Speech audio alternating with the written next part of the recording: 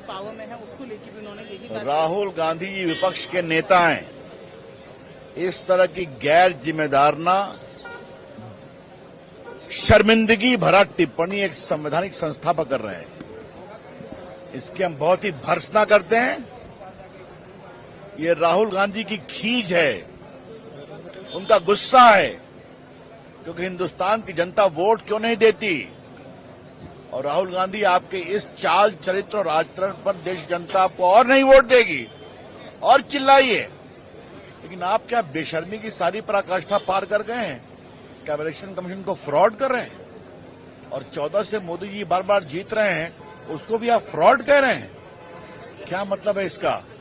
तो आप देश की जनता का अपमान कर रहे हैं, जिन्होंने बड़ी मजबूती के साथ मोदी जी को वोट दिया, उनके काम के कारण, ईमानदारी के कारण, देश के विकास के कारण। और आज देखिए मोदी जी ने देश के किसानों के पक्ष में कितनी हिम्मत से बात की कि मैं कोई भी प्राइस पे करने को तैयार हूं, लेकिन मैं नहीं झुकूंगा।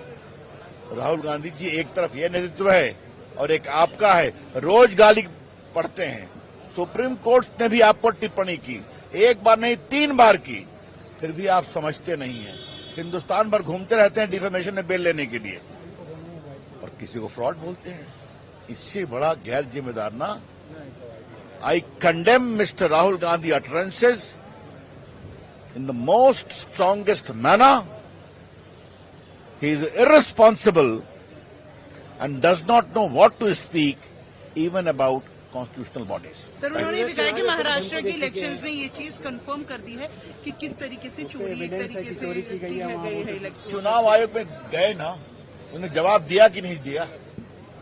कर्नाटक की बात करते हैं, जहां की बात करते हैं, क्या उन्होंने कोई अभी तक इलेक्शन पिटीशन किया? क्या बातें कही? क्या राफेल में क्या कहा था इन्होंने, याद करिए। चौकीदार चोर, बेशर्मी की बात सुप्रीम कोर्ट ने रिजेक्ट किया। क्या कहा सावरकर पर? तो ये कुछ भी बोलेंगे क्या गैर जिम्मेदार तरीके से? दिस मोस्ट इररिस्पॉन्सिबल, हम इसको कंडेम करते हैं। देखिए, राहुल गांधी जी जो आज प्रेस कॉन्फ्रेंस कर रहे हैं, जिस प्रकार से कुछ वोटर लिस्ट इत्यादि लेकर आए हैं, ये कोई पहली बार राहुल गांधी संवैधानिक संस्था पर हमला कर रहे हो, ऐसा नहीं है। मगर प्रश्न उठता है कि जिन राज्यों में इनकी जीत होती है, तेलंगाना में जीत हुई, कर्नाटक में जीत हुई, हिमाचल प्रदेश में जीत हुई, झारखंड में इनके अलायंस की जीत हुई, क्या एक बार भी आपने देखा है कि राहुल गांधी वहां के वोटर लिस्ट को पकड़ कर आकर आपके सामने प्रस्तुत कर रहे हैं? एक बार भी उन्होंने उन वोटर लिस्ट को पकड़कर आकर प्रेस कॉन्फ्रेंस नहीं किया है जिन राज्यों में उनकी जीत हुई थी पहले, या अभी हाल फिलहाल में उनकी जीत हुई है। तो स्वाभाविक रूप से ये एक तरह से नाच न जाने आंगन टेढ़ा पॉलिटिकल चुनाव किस प्रकार से लड़ा जाता है।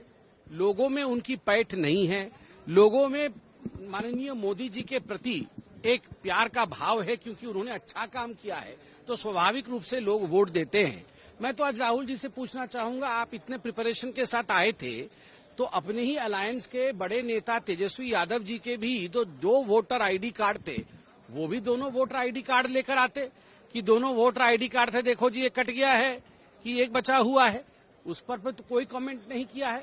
स्वाभाविक रूप से राहुल गांधी जी कहीं न कहीं आज जो प्रेस कॉन्फ्रेंस कर रहे हैं, वो एक तरह से बिहार के चुनाव से पहले एंटीसिपेटरी बेल है कांग्रेस पार्टी का कि देखो चुनाव के नतीजे आए, उससे पहले किसके ऊपर ठीकरा फोड़ना है वह ठीकरा वो फोड़ रहे। महाराष्ट्र में भी चोरी हुई इस प्रकार का बयानबाजी कर रहे थे। मुझे आप बताइए, महाराष्ट्र में खुद के इनके नेता बोल रहे हैं कि हमारी तैयारी ठीक नहीं थी, कोई वोट चोरी नहीं हुई। और दूसरा मैं पूछना चाहता हूं, आप तमाम मीडिया के मेरे साथी हैं, हम सब भारत के लिए काम करते हैं, आप लोगों के न्यूज में दिखाया गया है कि लगभग 1,60,000 बीएलए हैं बिहार के अंदर। बीएलएज, ये बीएलए इनका क्या काम है? ये सभी पॉलिटिकल पार्टीज अपना अपना बीएलए अपॉइंट करती है। इनका काम है, यदि किसी के घर का ठिकाना ठीक नहीं है, यदि किसी का नाम में किसी प्रकार की स्पेलिंग मिस्टेक है, कोई वोट कटना चाहिए और कोई वोट जुड़ना चाहिए, इन सभी विषयों को लेकर बीएलएस का काम है वो बीएलओ के पास जाके अपने विषय को रखे। मैं आज राहुल गांधी जी से पूछना चाहता हूं, तेजस्वी यादव जी से पूछना चाहता हूं, क्या कारण है कि जब से एसआईआर की लिस्ट आई है 1 अगस्त से, अभी तक एक भी कंप्लेंट आपके बीएलए ने नहीं किया है? प्रेस कॉन्फ्रेंस करके इलेक्शन लड़ना है, या जो संवैधानिक प्रक्रिया है जिसमें कि बीएलओ के पास जाना होता है। हम सब भी कई बार जब पहले राजनीति में नहीं थे, हमने देखा है बगल वाले का नाम गलत हो गया है, किसी का नाम कट गया है, कोई मृत है तो उसका नाम चढ़ा हुआ है, कोई जीवित है तो उसका नाम कट गया है।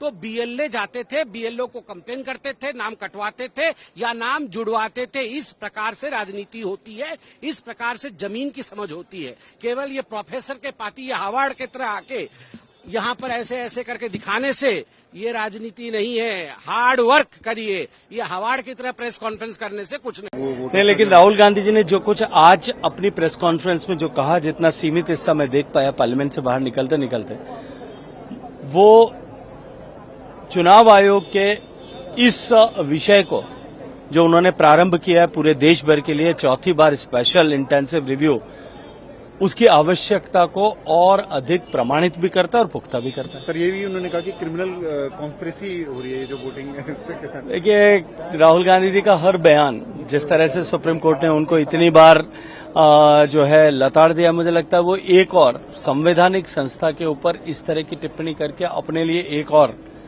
ऐसे सुप्रीम कोर्ट की फटकार का मार्ग प्रशस्त कर रहे हैं।